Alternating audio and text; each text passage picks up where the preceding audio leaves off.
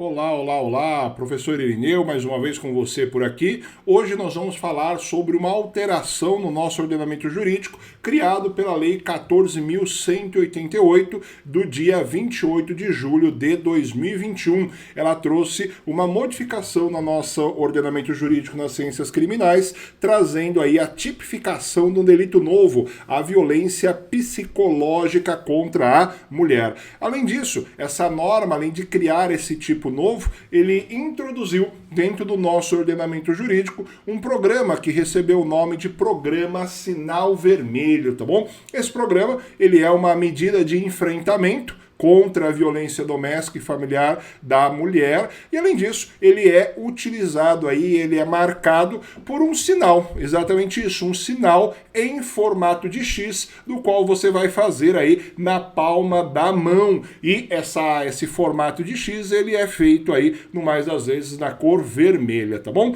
Agora perceba, quando trazemos essa figura do nosso programa Sinal Vermelho, ele tem o objetivo de facilitar a comunicação da vítima ou de terceiras pessoas para com as nossas autoridades e pessoas que tratam desse atendimento especializado da mulher que é vítima de violência doméstica e familiar, tá bom? Agora, o nosso artigo 2º desta Lei 14.188, ela traz para nós a seguinte redação. Vamos lá. Fica autorizada a integração entre o Poder Executivo, o Poder Judiciário, o Ministério Público e a Defensoria Pública, os órgãos de segurança pública e as entidades privadas para a promoção e a realização do programa Sinal Vermelho contra a violência doméstica, como medida de ajuda à mulher vítima de violência doméstica e familiar, conforme os incisos 1, 5, 7, caput do artigo 8º da Lei 11.340, conhecida como Lei Maria da Penha. Então esse programa, chamado de Programa Sinal Vermelho, ele visa auxiliar aí as autoridades e diversas pessoas que trabalham de forma direta ou indireta com a violência doméstica e familiar contra a mulher, tá bom? Além disso, esta nossa norma, esta lei, ela criou para nós uma figura nova que foi introduzida no Código Penal no artigo 147b, que recebe o chamado nome em iuris de violência psicológica contra a mulher. E ele tem a seguinte redação: causar dano emocional à mulher que a prejudique e perturbe seu pleno desenvolvimento ou que vise a degradar ou controlar as suas ações, comportamentos, crenças e decisões mediante ameaças, constrangimento, humilhação, manipulação, isolamento, chantagem, ridicularização, limitação do direito de ir e vir ou qualquer outro meio que cause prejuízo à sua saúde psicológica e autodeterminação. Lembrando que a pena é de reclusão de 6 meses a 2 anos e multa, se o caso não constituir crime mais grave, tá bom? Agora vamos lá. Passando aqui para uma análise jurídica sobre esse tipo, nós temos diversas considerações que vamos fazer a partir deste momento. Vamos lá. O primeiro deles, esta norma, ela trata-se de uma novatio legis incriminadora. Então, na qualidade de novatio legis incriminadora, o fato não era considerado crime, e a partir de dia 28 de julho de 2021, ele passou a ser tipificado dentro do nosso ordenamento jurídico. Por isso, recebe aí o nome de novatio legis incriminadora. Além disso, na qualidade de uma inovação, uma modificação do ordenamento jurídico que visa criminalizar uma conduta que era atípica antes deste momento, esta lei, ela passa a não ter possibilidade de retroagir. Então vigora, nesse caso, a regra dentro da nossa Constituição Federal, que é a irretroatividade da lei penal. E por consequência, como essa norma ela não tem prazo de vacatio legis, ela passa a produzir os seus efeitos a partir da sua publicação, que ocorreu no dia 28 de julho de 2021. Além disso, em relação ao bem jurídico tutelado, nós estamos falando de um crime que busca proteger a liberdade individual desta mulher, que é vítima de violência doméstica e familiar dentro da nossa sociedade, tá bom? Além disso, nós estamos falando aí dos sujeitos do nosso delito. Então, nós temos dois, sujeito ativo e também nós vamos ter sujeito passivo. É importante frisar nesse momento que a nossa norma, a Lei 14.188, ela deixa claro que ela visa combater a violência doméstica e familiar. Então nós estamos diante de uma figura na qualidade de autor do crime, ou sujeito ativo, se assim você preferir, que é chamado, conforme a própria Lei Maria da Penha o trata, de agressor. Então o agressor aqui, ele pode ser tanto um homem, tá bom? Como pode ser também uma mulher. Não faz diferença. Peraí, professor, é possível ter uma mulher praticando violência psicológica contra outra mulher? E eu falo para você que sim, é possível, desde que estejamos sobre a égide da Lei Maria da Penha, tá bom? Então o agressor, ele pode ser tanto um homem quanto uma mulher. E não menos importante, temos que deixar claro aqui que o parágrafo único do artigo 5º da própria Lei Maria da Penha, ele traz para nós a previsão de que as relações pessoais enunciadas na própria Lei Maria da Penha independem de orientação sexual. Ou seja, esta norma ela pode ser aplicada tanto para relacionamentos heteroafetivos como para relacionamentos homoafetivos, sempre a depender dos elementos que preencham a existência da violência doméstica e familiar. Na qualidade de sujeito passivo, de outro lado dessa relação, nós vamos ter aqui a mulher, tá bom? A mulher em todas as suas fases. A mulher criança, a mulher adolescente e também a mulher adulta e também, por consequência lógica, a mulher idosa. Então, a mulher em todas as fases de sua vida.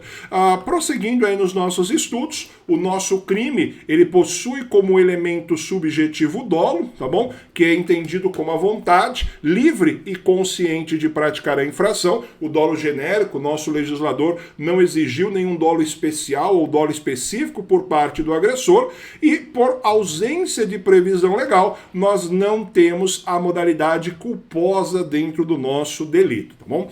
Agora vamos lá, passando por uma análise mais atenta dos principais pontos dessa infração. Vamos lá. O artigo 147b, em sua primeira parte, ele tem a seguinte redação: causar dano emocional à mulher que a prejudique e a perturbe seu pleno desenvolvimento ou que vise a degradar ou controlar suas ações, comportamentos, crenças e decisões.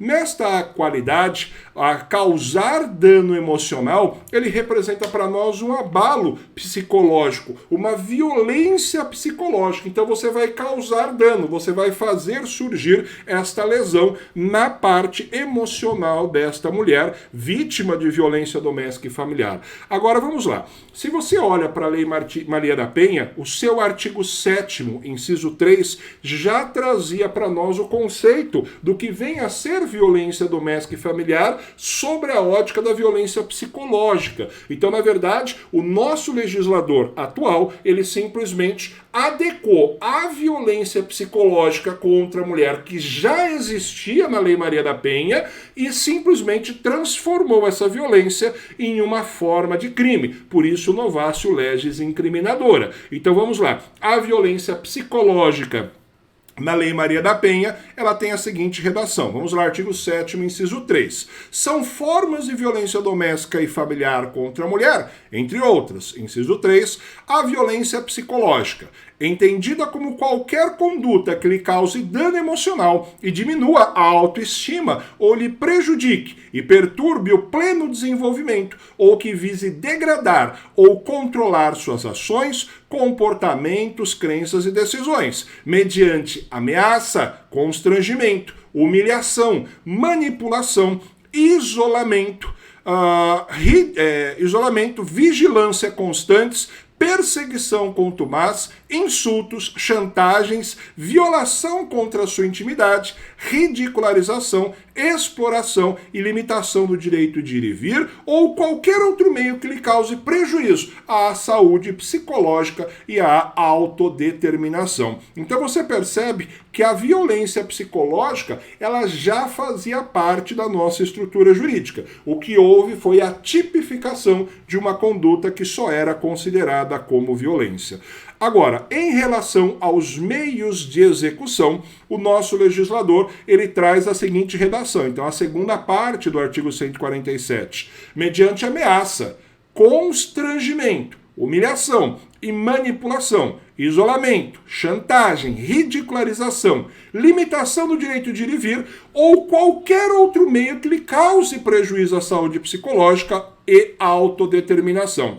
Então nós estamos aqui diante dos meios de execução, o nosso autor ele pode praticar esse crime de qualquer forma, porque estamos diante de um crime de ação livre. Então qualquer forma que vise atingir essas pretensões, ele vai ser considerado por nós aqui a violência psicológica contra a mulher. Tranquilo? Vamos lá, prosseguindo ainda nos nossos estudos, falando aqui do preceito secundário do nosso delito, a quantidade de pena, reclusão de 6 meses a 2 anos, se a conduta não constitui crime mais grave. Se a conduta não constitui crime mais grave. Então, nesse momento, nós relembramos aí a figura criada por Nelson Hungria, no Código Penal de 40, chamada soldado de reserva. Então, caso venha a conduta ser constituída como um crime mais grave, nós vamos optar pela tipificação do crime mais grave, tá bom?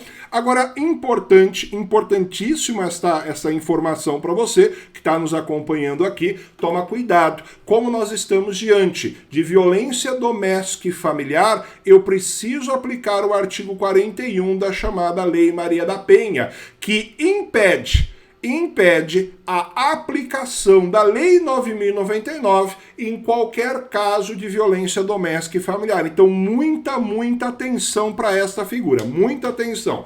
Pelo fato de não aplicarmos a Lei do Juizado Especial Criminal nesta circunstância, nesse delito, caso ocorra a prisão em flagrante, eu preciso lavrar auto de prisão em flagrante, eu preciso lavrar e fazer a lavratura do inquérito policial, não pode ser feito o termo circunstanciado. Além disso, não terá benefício a transação penal, não terá benefício também da suspensão condicional do processo, tá bom? Então, nenhum dos institutos despenalizadores da Lei 9.099 será aplicado a esse delito. Então, essa daqui é uma informação importantíssima para você que está nos acompanhando, tá bom? Além disso, súmula 588 do STJ, ela impossibilita a substituição da pena privativa de liberdade pela pena restritiva de direitos. Então, não vai ser aplicado esse preceito.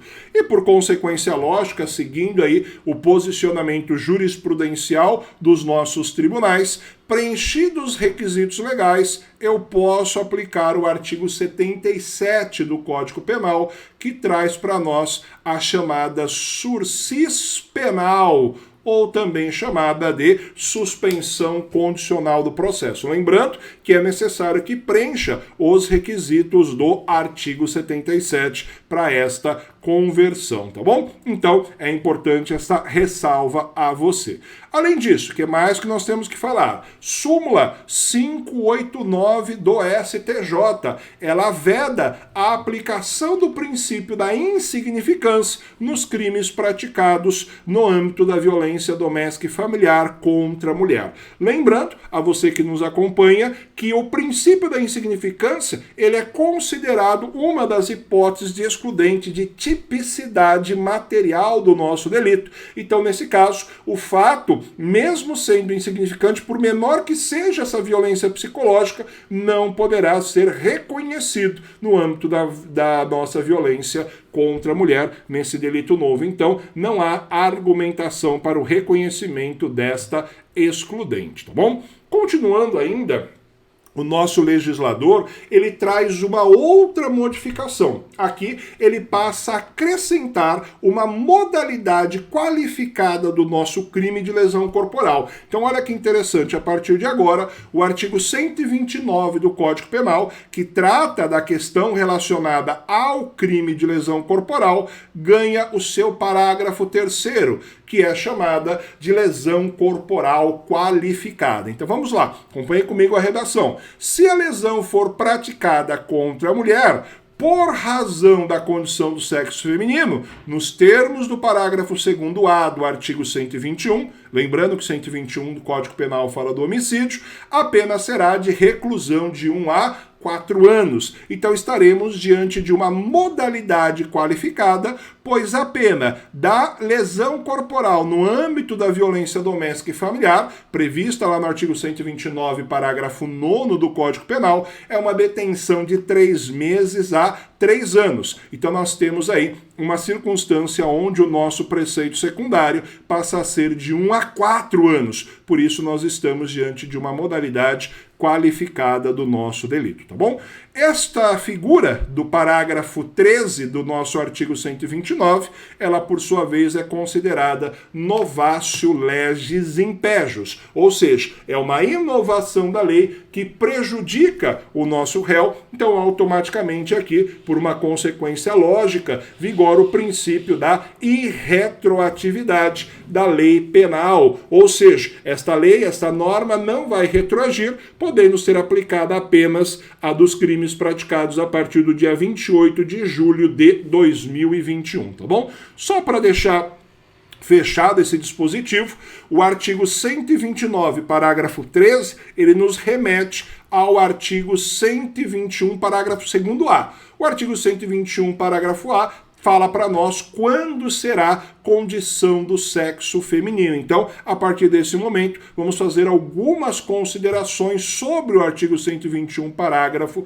2º-A. Então, vamos lá. Ele fala o seguinte: considera-se que há razão da condição de sexo feminino quando o crime envolve violência doméstica e familiar e menosprezo ou discriminação à condição de mulher. Então, nesse caso, nós temos aí toda a nossa estrutura, tá bom? Então, menosprezo, discriminação, você trata a mulher com menos, trata a mulher com preconceito, com discriminação, dando a ela um valor menor do que realmente ela possui. E além disso, naquilo que tange a violência doméstica e familiar, nós temos que lembrar que neste momento nós voltamos para a apreciação da Lei Maria da Penha no artigo 5º, tá bom? Então vamos lá. E a Lei Maria da Penha nos estipula que os ambientes que podem ocorrer a agressão são 3. Primeiro, ambiente da unidade doméstica. Segundo, ambiente da família. E o terceiro, qualquer relação íntima de afeto. Então são os momentos em que pode